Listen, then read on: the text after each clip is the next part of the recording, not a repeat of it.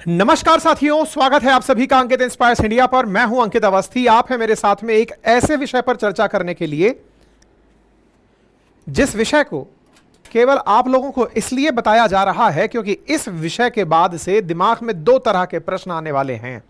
पहला, क्या हमारा लोकतंत्र बहुत मजबूत हो गया है? इतना मजबूत हो गया है कि किसी को कुछ भी भारत के विरोध में बोलना हो, चाहे भारत को तोड़ने की बात करता हो, चाहे भारत से अलग राज्य बनाने की मांग करता हो, भारत के खिलाफ बयानबाजी करता हो, भारत के संविधान को मान्यता ना देने की बात करता हो, उसको भी हम संसद में बिठाकर सम्मान से रखेंगे?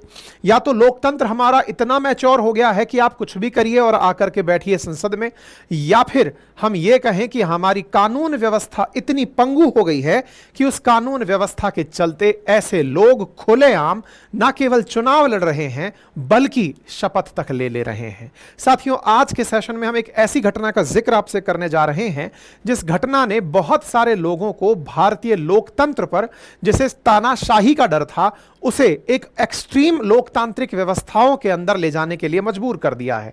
मैं इसे एक्सट्रीम लोकतांत्रिक व्यवस्था इसलिए कह रहा हूं कि संभवतया ऐसा लोकतंत्र भी दुनिया में कहीं होता होगा जहां देश विरोधी डिसेंट को भी स्थान दिया जाता होगा। आज इंडिया या तो वो बनने निकल पड़ा है या फिर यह लोकतंत्र का काला दिन है। आज के सेशन को सुनने के बाद आप खुद डिसाइड करिएगा कि इंडिया किस तरफ बढ़ चुका है। तो चलिए शुरुआत करते हैं। आज के सेशन में हम चर्चा करने वाले हैं साथियों ऐसी घटना की जिसमें एक व्यक्ति जो खालिस्तान यानी कि एक अलग देश की मांग करता है, खालिस्तान की मांग करता है, और एक ऐसा व्यक्ति जो टेरर फंडिंग के आरोप में जेल में है, वो दोनों व्यक्ति लोकसभा के लिए शपथ ले चुके हैं। एक तरफ चर्चा है अमृतपाल सिंह की, जो कि नेशनल सिक्योरिटी एक्ट एनएसए के तहत असम की डिब्रूगढ़ जेल में बंद था।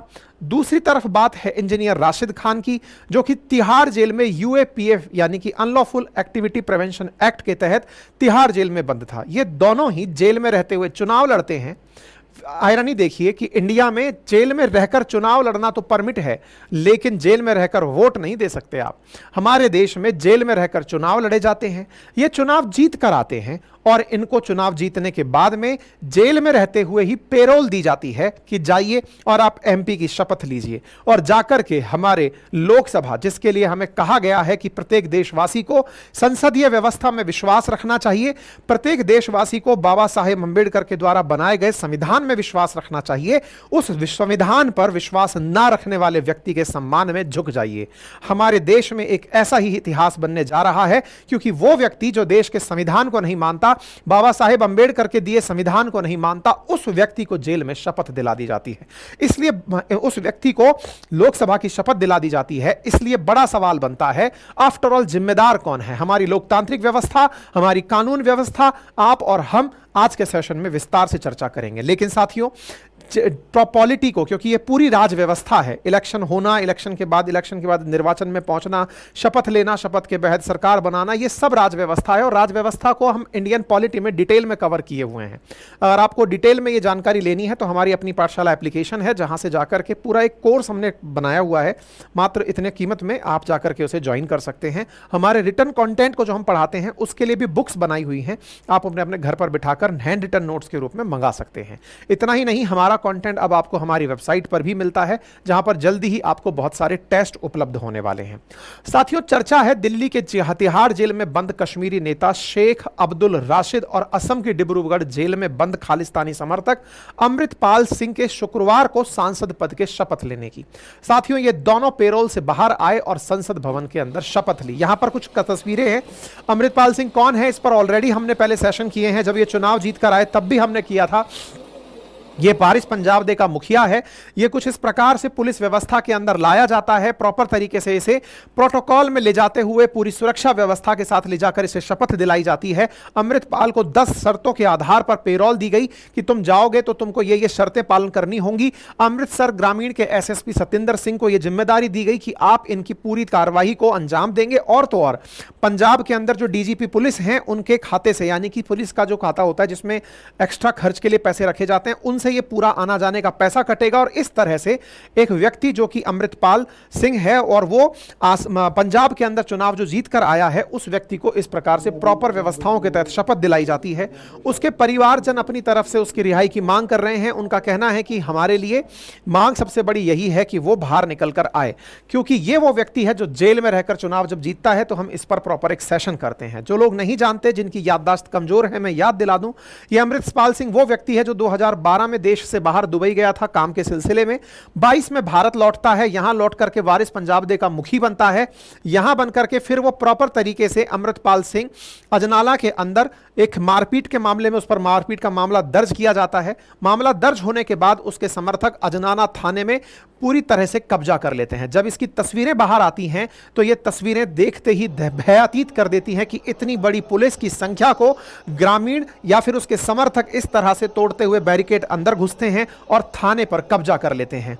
लोकतंत्र में पुलिस को इस तरह से प्रताड़ित होते हुए पहली बार किसी ने इस तरह की तस्वीरों में देखा था। यानी कि पुलिस को पीछे हटना पड़ा था क्योंकि एक व्यक्ति ने अपने समर्थन में इस तरह के लोगों को जुटाकर देश विरोधी बातें करने के लिए उकसाया और इस तरह का माहौल बनाया। इस व्यक्ति का एक वीडियो बहुत वायरल हो रहा है जिसमें इंडिया टीवी पे इसने इंटरव्यू दिया और इसने कहा कि इसे पूछा गया कि आप अपने आप को भारत का नागरिक मानते हैं, तो ये कहता है मैं अपने आप को पंजाबी मानता हूं, पंजाब मेरी एथनिसिटी है, पंजाब मेरी नेशनलिटी है, पंजाबी मेरी लैंग्वेज है, पंजाबी मेरा भोजन है, मैं केवल पंजाब मानता हूं। तो बोले पंजाब को क्यों मानते हो? बोले पंजाब इंडिया में भी और पाकिस्तान में भी है। क्या आप इंडिया के कॉन्स्टिट्यूशन को मानते हो? तो इसने आर्ग्यूमेंट दिया, लगता है संविधान को यह अपने तरीके से तोड़ मरोड़ के पढ़ता है। इसने आर्ग्यूमेंट दिया कि आर्टिकल 25 के क्लॉज बी में कहा गया है कि हिंदुइज्म के अंदर ही सिखिज्म को, जैनिज्म को, बुद्धिज्म को काउंट किया जाएगा। जब मेरा संविधान जो सिखिज्म है उसको अलग आइडेंटिटी नहीं देता तो मैं उस संविधान को कैसे मान सकता हूं? यानी ये वो व्यक्ति है जो संविधान में भी विश्वास इसलिए नहीं रखता क्योंकि इसको लगता है कि देश का संविधान सिखिज्म को अलग मान्यता नहीं देता, इस वजह से मैं संविधान को नहीं मानता। ये देश के संविधान को इग्नोर करने वाला व्यक्ति है और ये व्यक्ति फिलहाल चुनाव जीत कर आता है। ये वो व्यक्ति है जो सही तरीके से ये ठहराता है कि खालिस्तान की मांग तो पंजाब में उठी रही है, बच्चा बच्चा इसकी मांग कर रहा है। जो इसके खिलाफ होता है उसका हश्र इंदिरा गांधी की तरह होता है, क्योंकि आपको मालूम होगा कि इंदिरा गांधी जी का भी कुछ इसी तरह से असैसिनेशन हुआ था जब कुछ खालिस्तानी प्रोटेस्टर्स के द्वारा इस तरह की हरकत की गई थी। साथ ही साथ ये देश के गृह मंत्री को भी अपनी तरफ से धमकी देता है। आपको याद होगा खालिस्तान की बढ़ती मांग को देखकर पंजाब के अंदर ऑपरेशन ब्लू स्टार चलाया गया था, जिससे कि ऑपरेशन ब्लू स्टार के ऊपर भी हमने एक सेशन किया था आपको प्रॉपर तरीके से बताने से, जिसके बाद में मतलब बाई रिएक्शन इंदिरा गांधी जी का असैसिनेशन हुआ था। उनके गनमैन के द्वारा, जो बॉडीगार्ड थे, जो सिख थे, उनके द्वारा उनका असैसिनेशन किया गया था, जिससे देश में काफी सिख विरोधी दंगे उठे थे। यह व्यक्ति कुछ उसी तरह की बातें करता है अमृतपाल सिंह, और यह पूरी तरह वैसे ही कंसीक्वेंसेस की, अगर कोई खालिस्तान के विरोध में है तो उसे वैसे ही परिणाम भुगतने पड़ेंगे, ऐसी खुलेआम चुनौती देता है। यानी कि यह सत्ता को चुनौती देता है, यह संविधान को चुनौती देता है, यह देश को चुनौती देता है और यह चुनाव जीत कर आता है। और हमारे चुनाव जीतने के बाद इसे बाकायदा शपथ दिलाई जाती है। समझ ही नहीं आ रहा है कि मजाक चल रहा है हम देशवासियों के साथ में, हमें बेवकूफ बनाया जा रहा है, ये चल क्या रहा है? और विशेष रूप से यह सवाल उठना इसलिए भी लाजमी है क्योंकि यह व्यक्ति अभी फिलहाल के लिए आर्म्स एक्ट के तहत भी, जिसके पास बड़ी मात्रा में इसके पास असलहा था, इसके साथ साथ एनएसए के तहत, एनएसए वही एक्ट जो इंदिरा गांधी जी की हत्या के बाद लागू किया गया था, उसी के तहत इसे पंजाब असम के डिब्रूगढ़ जेल में बंद किया हुआ है। यह व्यक्ति वहां से बाहर ला करके वहां बैठे बैठे चुनाव भी लड़ लेता है और चुनाव लड़ करके प्रॉपर तरीके से अब शपथ भी ले लेता है। अब आपके दिमाग में सवाल बनेगा कि क्या हमारा कानून इतना कमजोर है क्या? तो देखिए, असल मायने में क्या है कि हमारे देश के राजनेताओं ने कुछ अपने ऐसे मिसाल कायम किए हुए हैं कि राजनीतिक प्रतिद्वंदिता के चलते भी राजनेता दूसरे राजनेताओं को जेल में डालते आए हैं कि भाई इनके ऊपर यह आरोप है कि इन्होंने ऐसा किया था। तो इतिहास ऐसा रहा है कि इलेक्शन कमीशन ने इससे निपटने के लिए रिप्रेजेंटेशन ऑफ पीपल्स एक्ट 1951 की धारा 8 में यह रखा कि अगर कोई कैदी जेल में बंद है तो वह चुनाव लड़ सकता है, तब तक चुनाव लड़ सकता है जब तक उस पर दोष साबित ना हो जाए। अब बड़ा सवाल यह बनता है कि इस व्यक्ति के ऊपर एनएसए लगा हुआ है, आर्म्स एक्ट लगा हुआ है, तो हमारी जांच व्यवस्था, हमारी न्यायपालिका इतनी पंगु क्यों है? हमारे यहां पर न्यायपालिका क्यों नहीं इतना तत्परता से, तेजी से कार्य करके ऐसे लोग जो खुलेआम प्रमाणित हैं, खुलेआम असलहा रखने के लिए प्रमाणित हैं, खुलेआम देश विरोधी भाषण जिनके उपलब्ध हैं, न्यायपालिका फिर भी इनके केस को सुनने में इतना समय क्यों लगा रही है कि आरोपी को दोषी साबित करने के दौरान ही वो व्यक्ति रिप्रेजेंटेशन ऑफ पीपल एक्ट 1951 की धारा 8 का उपयोग करते हुए चुनाव लड़ लेता है, चुनाव जीत जाता है, ओथ ले लेता है, और उधर बैठकर हम इंतजार कर रहे हैं कि यह व्यक्ति बचा रहेगा, यह व्यक्ति इस तरह से रहेगा कि आने वाले समय में यह शपथ नहीं ले पाएगा, और यह व्यक्ति शपथ भी ले लेता है। यानी कि अगर कोई व्यक्ति के ऊपर आरोप है और उसके आरोप को अभी तक, मतलब आरोपी को दोषी साबित करने के लिए कोर्ट की सुनवाई चलनी है, तो यह सुनवाई व्यवस्था इतनी स्लो क्यों चल रही है?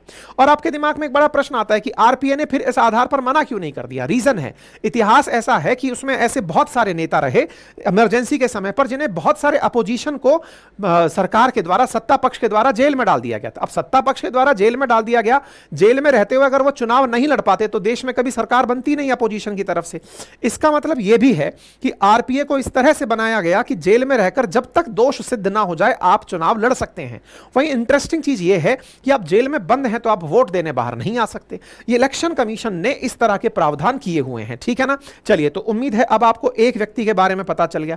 अब दूसरे व्यक्ति के बारे में भी जान लीजिए। व्यक्ति है दूसरा जिसका नाम है अब्दुल राशिद शेख, इंजीनियर अब्दुल राशिद, इंजीनियर राशिद के नाम से इसे जानते हैं। यह निर्दलीय चुनाव लड़ता है जम्मू कश्मीर में, और उमर अब्दुल्ला जो नेशनल कॉन्फ्रेंस के लीडर हैं, इनके पिताजी और ये खुद खूब बार सीएम रह चुके हैं, ये साहब इनको चुनाव में हरा देते हैं और बढ़िया जबरदस्त, मतलब ये 2 लाख वोटों से जीत के आते हैं। बारामूला सीट से ये चुनाव के अंदर इतना जबरदस्त तरीके से चुनाव जीतते हैं। और तो और ये 2019 से ही जेल में बंद हैं एनआईए के द्वारा यूएपीए के तहत इनको जेल में डाला हुआ है। क्यों डाला हुआ है? क्योंकि 2016 में इनके ऊपर जम्मू कश्मीर में आतंकी फंडिंग का आरोप लगा था, जिसके चलते इन्हें 2019 में जेल में डाला गया था। इन्हीं के वही वाला आरोप जिसके तहत यासीन मलिक जिसके तहत दोषी ठहराकर जेल में आजीवन डाला गया है, उसी के साथ ये भी दोषी ठहराए गए थे क्योंकि ये टेरर फंडिंग कर रहे थे।